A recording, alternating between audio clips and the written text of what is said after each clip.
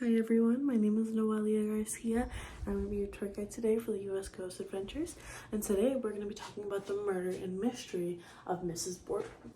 Y'all ready? Alright. And Mrs. Borden was last seen alive around 9 a.m. by her daughter, the infamous Lizzie Borden, and the maid Bridget. At the time Mrs. Borden was killed, Lizzie's sister Emma was out of town, and Mr. Borden was out in Fall River, as well as Uncle John. Now, Lizzie said that she was downstairs ironing handkerchiefs during the time of the murder. Alright, Mrs. Borden was killed in the room where Uncle John had slept the night before, which is kind of crazy when you think about it. And this is one of the most requested rooms for overnight stays in the historic Lizzie Borden's axe murder house and museum, the John Morse Room, also known as the murder room. There was no sign of struggle, and no defensive wounds when she was being attacked, which is kind of particular, isn't it?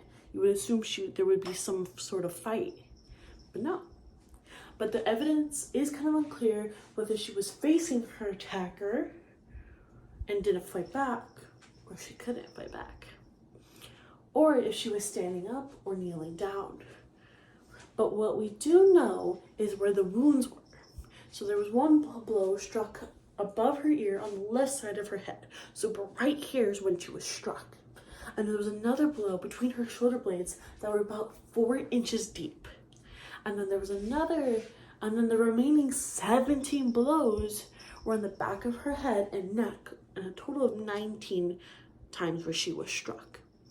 And she was eventually found face down in a pool of her own conjugated blood.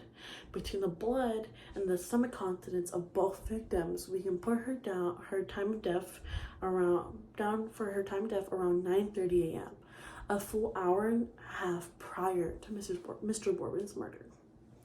Now, in the dining room where the autopsy was done, you can see that she is lying flat on her stomach. You can see the camera that took the photo. And did you know that the Borden crime scene was actually one of the first crime scene photos ever taken in the United States?